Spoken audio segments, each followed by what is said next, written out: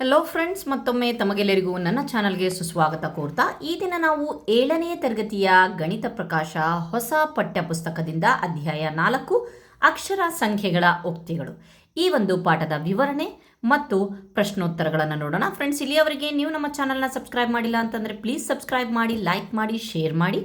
Already ಅಧ್ಯಾಯ 5 ಪಾಠವನ್ನು ನಾನು ನನ್ನ ಒಂದು ವಿಡಿಯೋದಲ್ಲಿ ಚಾನಲಲ್ಲಿ ಅಪ್ಲೋಡ್ ಮಾಡಿದ್ದೇನೆ. ಸೊ ಅಲ್ಲಿ ನೀವು ಹೋಗಿ ಪ್ಲೇಲಿಸ್ಟಲ್ಲಿ ಚೆಕ್ ಮಾಡ್ಕೊಬಹುದು. ಸೊ ಬನ್ನಿ ನೋಡೋಣ. ಮೊದಲನೇದು 4.1 ಅಕ್ಷರ ಸಂಖ್ಯೆಗಳ ಕಲ್ಪನೆ. ಗಣಿತದ ಸಂಬಂಧಗಳು ಮತ್ತು ವಿನ್ಯಾಸಗಳನ್ನು ನಾವು ಸಂಕ್ಷಿಪ್ತ ರೂಪದಲ್ಲಿ ವ್ಯಕ್ತಪಡಿಸುವ ವಿಧಾನವನ್ನು ನಾವು ಈ ಒಂದು ಅಧ್ಯಾಯದಲ್ಲಿ ಚಾಪ್ಟರಲ್ಲಿ ನೋಡ್ತೀವಿ. ಈ ಸಂಬಂಧಗಳು ಹಾಗೂ ವಿನ್ಯಾಸಗಳ ಬಗ್ಗೆ ಯೋಚಿಸಲು ಅವುಗಳು ಹೇಗೆ ನೈಜವಾಗಿದೆ, ಒಂದಕ್ಕೊಂದು ಯಾವ ರೀತಿಯಾಗಿ ಕನೆಕ್ಟ್ ಆಗಿದೆ ಅನ್ನೋದನ್ನು ಇದು ಹೇಗೆ ಸಹಾಯ ಮಾಡುತ್ತೆ ಅನ್ನೋದನ್ನು ನೋಡೋಣ. ಇದಕ್ಕೆ ಒಂದು ಎಕ್ಸಾಂಪಲನ್ನು ಕೊಟ್ಟಿದ್ದಾರೆ. ಸೊ ಉದಾಹರಣೆ ಏನಪ್ಪ ಅಂತಂದರೆ, ಶಬ್ನಮ್ ಆಫ್ತಾಬ್ಗಿಂತ 3 ವರ್ಷ ದೊಡ್ಡವಳಂತೆ. ಆಫ್ತಾಬ್ನ ವಯಸ್ಸು 10 ವರ್ಷಗಳಾದಾಗ ಶಬ್ನಮ್ನ ವಯಸ್ಸು 13 ವರ್ಷ ಆಗುತ್ತೆ. ಹೌದು, ಯಾಕೆ ಅಂತಂದರೆ 3 ವರ್ಷ ದೊಡ್ಡವಳಲ್ವಾ. ಈಗ ಆಫ್ತಾಬ್ನ ವಯಸ್ಸು 18 ವರ್ಷ. ಹಾಗಾದರೆ ಶಬ್ನಮ್ನ ವಯಸ್ಸು ಎಷ್ಟು ಅಂತ ಅಂದರೆ 18 ಅಂತ ಅಂದರೆ 3 ವರ್ಷ ದೊಡ್ಡವಳು ಅಂತ ಅಂದರೆ 18 + 3 = 21 ವರ್ಷ. ಹಾಗಾದರೆ ಶಬ್ನಮ್ಗೆ ಎಷ್ಟು ವರ್ಷ? 21 ವರ್ಷ. ಅವರೇ ಹೇಳಿದ್ದಾರೆ ಆ ಶಬ್ನಮ್ ಆಫ್ತಾಬ್ಗೆ ಅಂತ 3 ವರ್ಷ ದೊಡ್ಡವಳು. ಸೊ ಇಲ್ಲಿ ಯಾವುದೇ ರೀತಿಯ ಕನ್ಫ್ಯೂಷನ್ ಬೇಡ ಮಕ್ಕಳ. ಸೊ ಇಲ್ಲಿ ಅವ್ರು ಏನು ಹೇಳ್ತಾ ಇದ್ದಾರೆ ಅಂತ ಅಂದರೆ ವಯಸ್ಸಿಗೆ ರಿಲೇಟೆಡ್ ಆಗಿರುವಂಥ, ಫಾರ್ ಎಕ್ಸಾಂಪಲ್ಲು ಅದೇ ಶಬ್ನಮ್ನ ವಯಸ್ಸು ಆಫ್ತಾಬ್ಗಿಂತ 2 ವರ್ಷ ದೊಡ್ಡವಳು ಅಂದ್ಕೊಳ್ರಿ. ಸೊ ಒಂದು ವೇಳೆ ಆಫ್ತಾಬ್ನ ವಯಸ್ಸು 10 ವರ್ಷ ಆದರೆ ಶಬ್ನಮ್ನ ವಯಸ್ಸು ಎಸ್ ಅಂತ ಕೊಡ್ತೇನೆ ನಾನು, ಆಫ್ತಾಬಿಗೆ ಅಂತ ಕೊಡ್ತೇನೆ. ಶಬ್ನಮ್ನ ವಯಸ್ಸು 10 + 2 ಅಂದರೆ 12. ಅದೇ ಈಗ ಶಬ್ನಮ್ನ ವಯಸ್ಸು ಶಬ್ನಮ್ ಆಫ್ತಾಬ್ಗಿಂತ 5 ವರ್ಷ ದೊಡ್ಡವಳು ಅಂದ್ಕೊಳ್ರಿ. ಆಫ್ತಾಬ್ನ ವಯಸ್ಸು ಎಷ್ಟಾಯಿತು? 10 ವರ್ಷ ಅಂತ ಅಂದ್ಕೊಂಡ್ರೆ ಶಬ್ನಮ್ ವಯಸ್ಸು 10 + 5 ಆಯಿತು ಅಂದರೆ 15 ಆಯಿತು. ಅಂದರೆ ಯಾವ ಒಂದು ವಯಸ್ಸು ಕೊಟ್ಟಿರ್ತಾರೋ ಅದಕ್ಕೆ ಅಷ್ಟು ಸಂಖ್ಯೆನ ನಾವು ಕೂಡಿಸ್ಬೇಕಾಗತ್ತೆ. ಹೆಚ್ಚು ಅಂತ ಕೊಟ್ಟಿದ್ದಾರಲ್ವಾ. ಸೊ ಈಗ ಏನಪ್ಪ ಅಂತಂದರೆ ಸಿಂಪಲ್ ಆಗಿ ಹೇಳಬೇಕು ಅಂತಂದರೆ ಶಬ್ನಮ್ನ ವಯಸ್ಸು = ಆಫ್ತಾಬ್ನ ವಯಸ್ಸು +3. ಯಾಕೆ ಅಂತಂದರೆ ಅವ್ರು 3 ವರ್ಷ ದೊಡ್ಡೋಳು ಅಂತ ಹೇಳ್ಬಿಟ್ಟು ನಿಮ್ಮ ಒಂದು ಟೆಕ್ಸ್ಟ್ ಬುಕ್ಕಲ್ಲಿ ಕೊಟ್ಟಿದ್ದಾರೆ. ಇದೇ ರೀತಿ ಒಂದು ವೇಳೆ ಆಫ್ತಾಬ್ನ ವಯಸ್ಸು 4 ವರ್ಷ ಅಂತ ಅಂದರೆ ಶಬ್ನಮ್ ಎಷ್ಟು? 4 + 3 7. ಆಫ್ತಾಬ್ನ ವಯಸ್ಸು 10 ಅಂತ ಅಂದರೆ 10 + 3 13 ಶಬ್ನಮ್ನ ವಯಸ್ಸು. ಓಕೆ, ನೆಕ್ಸ್ಟು ಅದೇ ಆಫ್ತಾಬ್ನ ವಯಸ್ಸು 23 ಅಂತ ಅಂದರೆ ಶಬ್ನಮ್ ವಯಸ್ಸು 23ಕ್ಕೆ ಇನ್ನೂ 3 ವರ್ಷ ದೊಡ್ಡೋಳು ಅಂತ ಅಂದರೆ 26. ಇದೇ ರೀತಿ ಆಫ್ತಾಬ್ನ ವಯಸ್ಸು ಎಷ್ಟಾದರೂ ಆಗಿರ್ಬೋದು, ಅದಕ್ಕೆ ನಾವು 3ಅನ್ನು ಕೂಡಿಸಿದಾಗ, ಯಾಕೆ ಅಂತಂದರೆ ನಿಮ್ಮ ಟೆಕ್ಸ್ಟ್ ಬುಕ್ಕಲ್ಲಿ ಕೊಟ್ಟಿದ್ದಾರೆ ಶಬ್ನಮ್ ಆಫ್ತಾಬ್ಗಿಂತ 3 ವರ್ಷ ದೊಡ್ಡೋಳು ಅಂತ ಹೇಳಿ.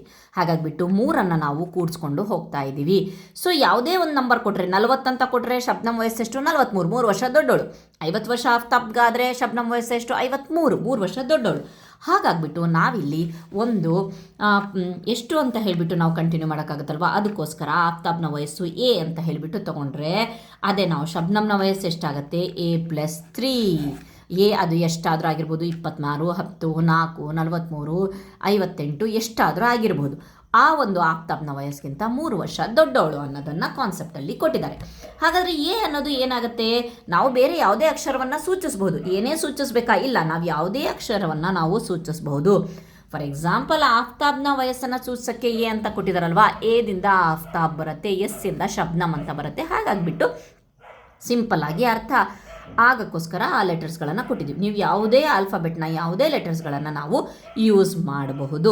ಬಟ್ ಈ 3ಅನ್ನು ಚೇಂಜ್ ಮಾಡೋಂಗಿಲ್ಲ. ಯಾಕೆಂತಂದರೆ 3 ವರ್ಷ ದೊಡ್ಡೋಳು ಅಂತ ಅಂದರೆ 3 ಅಂತ ಹಾಕಿ, 5 ವರ್ಷ ದೊಡ್ಡೋಳು ಅಂತಂದರೆ +5 ಅಂತ ಹಾಕ್ರಿ, 10 ವರ್ಷ ದೊಡ್ಡೋಳು ಅಂತಂದರೆ +10 ಅಂತ ಹಾಕಿ, ಅದು ಒಂದು ಚೇಂಜ್ ಆಗುತ್ತೆ. ಸೊ ಕಾಮನ್ ಆಗಿ ಏನಪ್ಪ ಅಂತಂದರೆ ನಾವು ಲಾಸ್ಟ್ ಇನ್ ಜನರಲ್ ಎಲ್ಲಿ ಬರ್ತೀವಿ?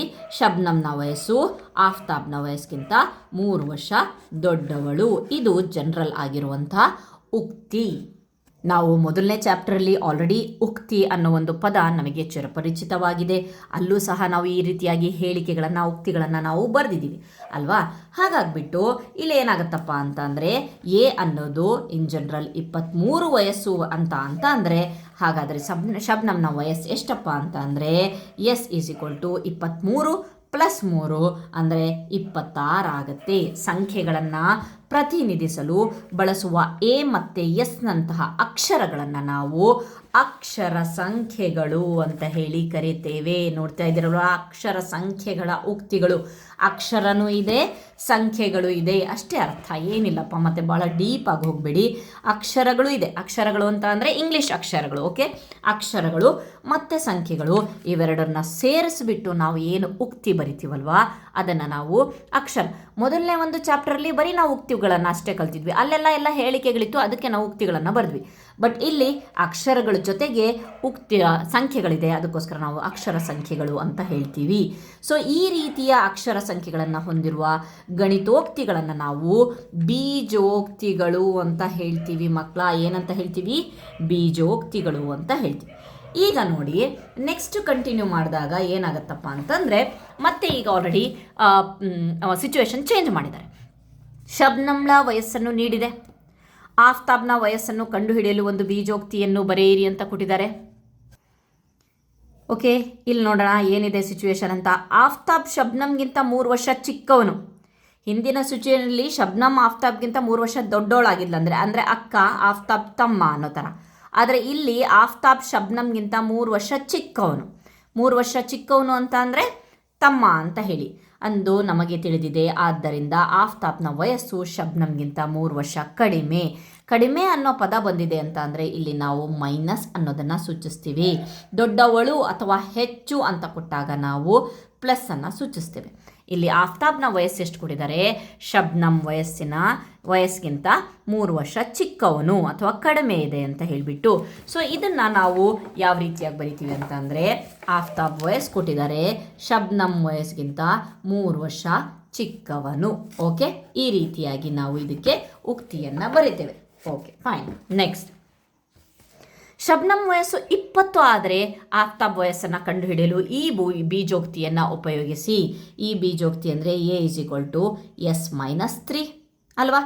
ಎಸ್ಸು ಶಬ್ನಮ್ ವಯಸ್ಸು ಎಷ್ಟಿದೆ? 20 ಇದೆ. -3, 20 - 3 17 ವರ್ಷ. ಹಾಗಾದರೆ ಆಫ್ತಾಬ್ಗೆ ಎಷ್ಟು ವರ್ಷ? 17 ವರ್ಷ. ಓಕೆ, ನೆಕ್ಸ್ಟ್ ಉದಾಹರಣೆಯನ್ನು ನೋಡೋಣ. ಪಾರ್ಥಿವ್ ಬೆಂಕಿ ಕಡ್ಡಿ ವಿನ್ಯಾಸಗಳನ್ನು ಮಾಡುತ್ತಿದ್ದಾನೆ. ಅವನು ಎಲ್ಗಳನ್ನು ಪುನರಾವರ್ತಿತವಾಗಿ ಒಂದರ ಪಕ್ಕ ಒಂದನ್ನಿರಿಸ್ತಾನೆ ಅಲ್ವಾ? ಎಲ್ ಮಾಡೋಕ್ಕೆ ಅವನು ಬೆಂಕಿ ಕಡ್ಡಿಗಳನ್ನು ಬಳಸ್ತಾನೆ.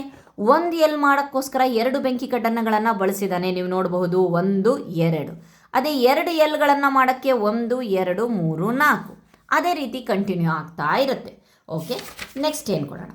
ಹಾಗಾದರೆ 5 ಎಲ್ಗಳನ್ನು ಇಲ್ಲಿ ಒಂದು ನೀವು ಪ್ಯಾಟರ್ನನ್ನು ನೋಡ್ಬೋದು. ಏನು? 1 ಎಲ್ ಮಾಡೋಕ್ಕೆ 2 ಬೆಂಕಿ ಕಡ್ಡಿ. ಓಕೆ, ನೆಕ್ಸ್ಟ್ 2 ಎಲ್ ಮಾಡೋಕ್ಕೆ 4 ಬೆಂಕಿ ಕಡ್ಡಿ. 3 ಎಲ್ ಮಾಡೋದಕ್ಕೆ 6 ಬೆಂಕಿ ಕಡ್ಡಿ. 4 ಎಲ್ ಮಾಡೋದಕ್ಕೆ 8 ಬೆಂಕಿ ಕಡ್ಡಿ ಬೇಕಾಗತ್ತೆ. 5 ಎಲ್ ಮಾಡೋಕ್ಕೋಸ್ಕರ 10 ಬೆಂಕಿ ಕಡ್ಡಿಗಳು ಬೇಕಾಗತ್ತೆ. ಹೇಗೆ ಅಂದರೆ 1 2 2 2 2 2 1 2 2 2 2 4 3 2 6 4 2 8 5 2 10 ಈ ರೀತಿಯಾಗಿ 2ರಿಂದ ಗುಣಿಸಲಾಗಿದೆ. ಅದನ್ನೇ ಇಲ್ಲಿ ಹೇಳಿದ್ದಾರೆ. ಹಾಗಾದರೆ 45 ಎಲ್ಗಳನ್ನು ಮಾಡಲು ಎಷ್ಟು ಬೆಂಕಿ ಕಡ್ಡಿಗಳ ಅಗತ್ಯವಿದೆ? 45 × 2 ಅಂತ ಅಂದರೆ 90 ಬೆಂಕಿ ಕಡ್ಡಿಗಳು ಬೇಕಾಗತ್ತೆ. ಹಾಗಾದರೆ ಈಗ ಎಲ್ಗಳ ಸಂಖ್ಯೆ ಮತ್ತು ಬೆಂಕಿ ಕಡ್ಡಿಗಳ ಸಂಖ್ಯೆಯ ನಡುವಿನ ಸಂಬಂಧ ಏನು? ಯಾವ ರೀತಿಯಾಗಿ ಎಲ್ಗಳನ್ನು ಬೆಂಕಿ ಕಡ್ಡಿಗಳಿಗೆ ತಕ್ಕಂತೆ ಜೋಡಿಸಿದ್ದಾರೆ ಅಂತ ಅಂದರೆ, ಬೆಂಕಿ ಕಡ್ಡಿಗಳ ಸಂಖ್ಯೆ ಎಲ್ ಅಂದ್ಕೊಳ್ಳಿ ನೀವು. ಓಕೆ, ಫಾರ್ ಎಕ್ಸಾಂಪಲ್ ಇಲ್ಲಿ ಬರೆದು ಬಿಡ್ತೀನಿ. ಬೆಂಕಿ ಕಡ್ಡಿಗಳ ಸಂಖ್ಯೆ ಎಲ್. ಸೊ ಒಂದು ಬೆಂಕಿ ಕಡ್ಡಿ ಮಾಡೋಕ್ಕೋಸ್ಕರ ಒಂದು ಎಲ್ ಮಾಡೋಕ್ಕೋಸ್ಕರ ಏನು ಹೇಳಿದೆ ನಾನು? ಬೆಂಕಿ ಕಡ್ಡಿಗಳ ಸಂಖ್ಯೆ ಎಲ್ಗಳ ಸಂಖ್ಯೆಯ 2ರಷ್ಟಿದೆ. ಹೌದಲ್ವಾ? ಒಂದು ಎಲ್ ಮಾಡೋಕ್ಕೋಸ್ಕರ 2 ಬೆಂಕಿ ಕಡ್ಡಿಗಳನ್ನು ನಾವು ಹಾಕಬೇಕಾಗತ್ತೆ. ಸೊ 2 ಎಲ್ ಆಯಿತು. ಸೊ 2ರಷ್ಟಿದೆ. ಬೆಂಕಿ ಕಡ್ಡಿಗಳ ಸಂಖ್ಯೆ ಅಂತ ಅಂದರೆ ಬೆಂಕಿ ಕಡ್ಡಿಗಳ ಸಂಖ್ಯೆ = 2 × ಎಲ್ಗಳ ಸಂಖ್ಯೆ. ಓಕೆ, ಸೊ ಇದೇ ಒಂದು ವಿನ್ಯಾಸ ಇದು ಮಾಡಿದೆ. ಈಗೇನು ನಾವು ಎಲ್ಲನ್ನು ಮಾಡೋಕ್ಕೆ ಹೋದ್ವಿ. ಬೇರೆ ಯಾವುದೇ ಒಂದು ಎಲ್ಗಳ ಸಂಖ್ಯೆಯನ್ನು ಸೂಚಿಸಲು ಯಾವುದೇ ಅಕ್ಷರವನ್ನು ನಾವು ಬಳಸಬಹುದು. For example in general N ಅಂತ ತಗೊಳ್ಳೋಣ. 2 × n ಆಯಿತು. ಬೆಂಕಿ ಕಡ್ಡಿಗಳ ಸಂಖ್ಯೆಗೆ ಈ ರೀತಿಯಾಗಿ ಬೀಜೋಕ್ತಿ ಬರಿಬಹುದು. ಎನ್ ಸಂಖ್ಯೆಯ ಎಲ್ಗಳನ್ನು ರಚಿಸಲು ಎಷ್ಟು ಬೆಂಕಿ ಕಡ್ಡಿಗಳು ಬೇಕಾಗುತ್ತವೆ ಅನ್ನೋದು ಈ ಬೀಜೋಕ್ತಿ ತಿಳಿಸುತ್ತೆ. ಬೆಂಕಿ ಕಡ್ಡಿಗಳ ಸಂಖ್ಯೆಗಳನ್ನು ಕಂಡುಹಿಡಿಯಲು ನಾವು ಎನ್ನನ್ನು ಎಲ್ನ ಸಂಖ್ಯೆಯಿಂದ ಬದಲಾಯಿಸ್ತಾ ಹೋಗ್ತೇವೆ. 45 ಇದ್ದರೆ 45 ಇಂಟು 2 90, 50 ಇದ್ದರೆ 50 ಇಂಟು 2 100, 100 ಇದ್ದರೆ 100 ಇಂಟು 2 200. ಅದೇ ಓಕೆ ಫೈನ್. ನೆಕ್ಸ್ಟ್ ಮುಂದಕ್ಕೆ ಹೋಗೋಣ. ಉದಾಹರಣೆ 3. ಕೇತಕಿ ತೆಂಗಿನಕಾಯಿ ಬೆಲ್ಲದ ಲಡ್ಡುಗಳನ್ನು ತಯಾರಿಸಿ ಸರಬರಾಜು ಮಾಡುತ್ತಾಳೆ. ಒಂದು ತೆಂಗಿನಕಾಯಿ ಬೆಲೆ 35 ರೂಪಾಯಿ ಅಂತೆ. ಹಾಗಾದರೆ 1 kg ಬೆಲ್ಲದ ಬೆಲೆ ಎಷ್ಟು ಅಂತ ಹೇಳಿಬಿಟ್ಟು ಇಲ್ಲಿ ಆಲ್ರೆಡಿ ಕೊಟ್ಟಿದ್ದಾರೆ. ಎಷ್ಟಂತೆ? ಒಂದು ತೆಂಗಿನಕಾಯಿ ಬೆಲೆ ಎಷ್ಟಂತೆ? 35 ರೂಪಾಯಿ ಅಂತೆ. 1 kg ಬೆಲ್ಲದ ಬೆಲೆ ಎಷ್ಟಂತೆ? 60 ರೂಪಾಯಿ ಅಂತೆ. ಇದು ನೆನ್ಪಿಡ್ಕೊಳ್ಳಿ. ಓಕೆ, ಹಾಗಾದರೆ ಅದೇ ರೀತಿ ಮುಂದೆ ಹೋಗ್ತಾ ಅವ್ರೇನು ಮಾಡ್ತಾರೆ, 10 ತೆಂಗಿನಕಾಯಿಗಳ ಬೆಲೆ ಎಷ್ಟು? 10 ತೆಂಗಿನಕಾಯಿಗಳ ಬೆಲೆ ಎಷ್ಟು ಅಂತ ಅಂದರೆ 10 ಇಂಟು 35. ಓಕೆ, 10 ಇಂಟು 35 ಪ್ಲಸ್ 35 ರೂಪಾಯಿ ಚಿಹ್ನೆ ಹಾಕಿ, ಪ್ಲಸ್ 5 kg ಬೆಲ್ಲ ಅಂತೆ. 5 ಇಂಟು 60 ರೂಪಾಯಿಗೆ 1 kg ಅಲ್ವಾ, 60. ಇದನ್ನು ನಾವು ಮಲ್ಟಿಪ್ಲೈ ಮಾಡಿದ್ರೆ 350 ರೂಪಾಯಿ ಪ್ಲಸ್ 6 5 30, 300 ರೂಪಾಯಿ. ಟೋಟಲ್ ಇವೆರಡನ್ನು ಸಹ ಕೂಡಿಸಿದಾಗ ಎಷ್ಟಾಯಿತು? 650 ರೂಪಾಯಿ. ಹಾಗಾದರೆ ಅವನು ಅಂಗಡಿಯವನಿಗೆ ಎಷ್ಟು ಹಣ ಪಾವತಿಸಬೇಕು ಅಂದರೆ 650 ರೂಪಾಯಿಯನ್ನು ಪಾವತಿಸಬೇಕು. ಹಾಗಾದರೆ ನೆಕ್ಸ್ಟ್ ಇಲ್ಲೊಂದು ಕೊಟ್ಟಿದ್ದಾರೆ, 8 ತೆಂಗಿನಕಾಯಿಗಳು ಮತ್ತು 9 kg ಬೆಲ್ಲ ಖರೀದಿಸಿದರೆ. ಸೊ ಸೇಮ್ ಅದೇ ರೀತಿ ಬರುತ್ತೆ. 8 ತೆಂಗಿನಕಾಯಿ ಎಷ್ಟು? 8 ತೆಂಗಿನಕಾಯಿ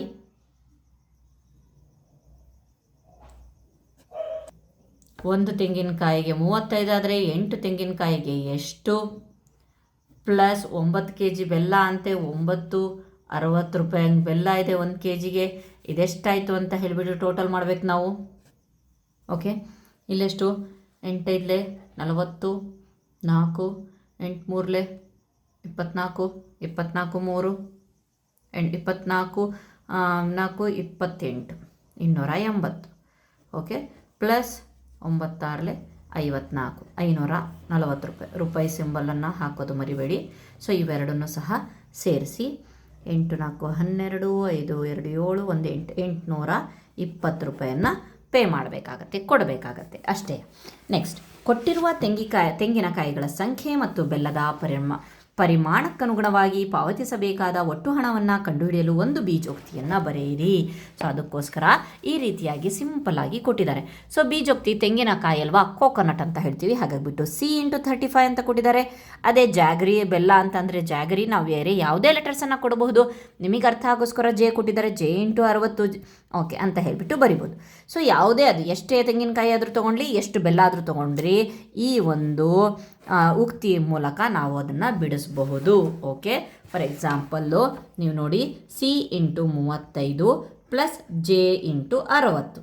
ಈ ಜಾಗದಲ್ಲಿ ಸಿಂಪಲ್ಲಾಗಿ 2 ತೆಂಗಿನಕಾಯಿ ತೊಗೊಂಡ್ರೆ C ಬದಲಿಗೆ ತೆಂಗಿನಕಾಯಿ ಕೋಕೋನಟ್ 35, ಜಾಗರಿ 2 kg ತೊಗೊಂಡ್ರೆ J ಪ್ಲೇಸಲ್ಲಿ 2. ಸೊ 35 2 70, 6 2 12, 120. ಸೊ ಟೋಟಲ್ ಮಾಡಿದ್ರೆ 190 ರೂಪಾಯಿ ಕೊಡಬೇಕಾಯಿತು ಅಂತ ಹೇಳಿಬಿಟ್ಟು ಸಿಂಪಲ್ಲಾಗಿ ತೆಂಗಿನಕಾಯಿ ಜಾಗದಲ್ಲಿ ಅದೆಷ್ಟು ಅಂತ ಬರೀರಿ, J ಬೆಲ್ಲ ಎಷ್ಟು kg ತೊಗೊಂಡ್ವಿ ಅಂತ ಹೇಳಿ ಬರೆದ್ರೆ ನಾವು ಸಿಂಪಲ್ ಆದ ಉಕ್ತಿಯಿಂದ ನಾವು ಈಸಿಯಾಗಿ ಲೆಕ್ಕವನ್ನು ಬಿಡಿಸ್ಕೋಬಹುದು. ನೆಕ್ಸ್ಟ್ ಕ್ವಶನ್, ನೆಕ್ಸ್ಟ್ ಕಂಟಿನ್ಯೂ ಮಾಡೋಣ. ಉದಾಹರಣೆ, ಸರಳ ಆಕೃತಿಗಳ ಸುತ್ತಳತೆಯನ್ನು ಕಂಡುಹಿಡಿಯುವುದು ನಿಮಗೆ ಪರಿಚಿತವಾಗಿದೆ. ಸುತ್ತಳತೆಗಳಿಗೆ ಬೀಜೋಕ್ತಿಗಳನ್ನು ಬರೆಯಿರಿ. ಚೌಕದ ಸುತ್ತಳತೆ ಅದರ ಬಾಹುವಿನ ಉದ್ದದ 4ರಷ್ಟು ಅಂತ ಹೇಳ್ಬಿಟ್ಟು ಹೇಳ್ತೀವಿ, ಹೌದಲ್ವಾ? ಸೊ ಚೌಕ ಅಂತಂದರೆ ಇದೆಷ್ಟಿದೆ, ಅದರ ಬಾಹುಗಳನ್ನು ಎ ಅಂತಂದರೆ 4A ಅಂತ ಹೇಳ್ತೀವಲ್ವ, ಅದನ್ನೇ ಹೇಳ್ತಾ ಇರೋದು. 4ರಷ್ಟು ಬೀಜೋಕ್ತಿಯಾಗಿ ಬರೆಯಬಹುದು. 4 ಇಂಟು Q, ಇದರಲ್ಲಿ Q ಅನ್ನೋದು ಬಾಹುವಿಯ ಉದ್ದ. ಎ ಅಂತಾದರೂ ಇಲ್ಲಿ ನಾನು ಸೂಚಿಸ್ತೀನಿ, ಬಟ್ ನಿಮ್ಮ ಟೆಕ್ಸ್ಟ್ ಬುಕ್ಕಲ್ಲಿ K ಕೊಟ್ಟಿದ್ದಾರೆ, Q ಕೊಟ್ಟಿದ್ದಾರೆ. ನೀವು ನಿಮ್ಮ ಇಷ್ಟವಾದಂಥ M N ಯಾವುದೇ ಒಂದು ಲೆಟರ್ಸನ್ನು ನಾವು ಮಾಡಬಹುದು. ಓಕೆ, ನೆಕ್ಸ್ಟ್ ಕ್ವಶನ್, ಬಾಹುವಿನ ಓಕೆ ಓಕೆ ಓಕೆ ಓಕೆ ಇಲ್ಲೊಂದು ಪ್ರಾಬ್ಲಮ್ ಇದೆ, ನೋಡಲೇ ಇಲ್ಲ ನಾನು, ಬರೀ ಡೈರೆಕ್ಟಾಗಿ ನೋಡಿದೆ. 7 ತೆಂಗಿನಕಾಯಿಗಳು ತೊಗೊಬೇಕಂತೆ. C ಪ್ಲೇಸಲ್ಲಿ 7ನ್ನು ಹಾಕಿ, ಇಂಟು 35, 4 kg ಬೆಲ್ಲ ಅಂತೆ. 4 ಇಂಟು 60, ಸೊ 7 ಇಂಟು 35 ಅಂತಂದರೆ 245 ಪ್ಲಸ್ 6 4 24 240. ಟೋಟಲ್ ಇದನ್ನು ಕೂಡಿಸಿದಾಗ 5 4 4 8 485 ರೂಪಾಯಿ. Okay fine. ನೆಕ್ಸ್ಟ್ ಇದನ್ನು ಆಯಿತು. ಬಾಹುವಿನ ಉದ್ದ 7 ಸೆಂಟಿಮೀಟರ್ ಇರುವ ಒಂದು ಚೌಕದ ಸುತ್ತಳತೆಯನ್ನು ಕಂಡುಹಿಡಿಯಲು ಬೀಜೋಕ್ತಿಯನ್ನು ಬಳಸಿ ಅಂತ ಹೇಳಿಬಿಟ್ಟು ಕೊಟ್ಟಿದ್ದಾರೆ. ಸೊ ಈಸಿಯಾಗಿ ನಾವು ಮಾಡಬಹುದು. ಯಾವ ರೀತಿಯಾಗಿ ಅಂತ ಅಂದರೆ 7 ಸೆಂಟಿಮೀಟರ್ ಇದೆ ಅಂತ ಬಾಹುವಿನುದ್ದ. ಸೊ 4 ಕ್ಯೂ ಅಂತ ಕೊಟ್ಟಿದ್ದಾರೆ, 4 ಇಂಟು ಕ್ಯೂ ಅಂತ ಅವರೇ ಕೊಟ್ಟಿದ್ದಾರೆ. ಸೊ ಕ್ಯೂ ಜಾಗದಲ್ಲಿ 7 ಸೆಂಟಿಮೀಟರ್ ಉದ್ದ ಕೊಟ್ಟಿದ್ದಾರೆ. 7 4 7 28 ಸೆಂಟಿಮೀಟರ್. Okay fine. ಒಂದು ಸಲ ನಾವು ಉಕ್ತಿಯನ್ನು ಕಂಡು ಹಿಡಿದ್ಬಿಟ್ವಿ ಅಂತ ಅಂದರೆ ಸೊ ನಾವು ಈಸಿಯಾಗಿ ಅದರ ಒಂದು ಬೆಲೆನೂ ಸಹ ಕಂಡುಹಿಡಬಹುದು. ಸೊ ಇಲ್ಲಿಯವರೆಗೆ ನಾವು ಈ ಒಂದು ವಿಡಿಯೋದಲ್ಲಿ ಕಂಪ್ಲೀಟ್ ಮಾಡಿದ್ದೀವಿ. ನೆಕ್ಸ್ಟ್ ಒಂದು ವಿಡಿಯೋದಲ್ಲಿ ನಾವು ಈ ಪಾಠದ ಕಂಡುಹಿಡಿಯೋದನ್ನು ಸಾಲ್ವ್ ಮಾಡೋಣ. Thank you friends.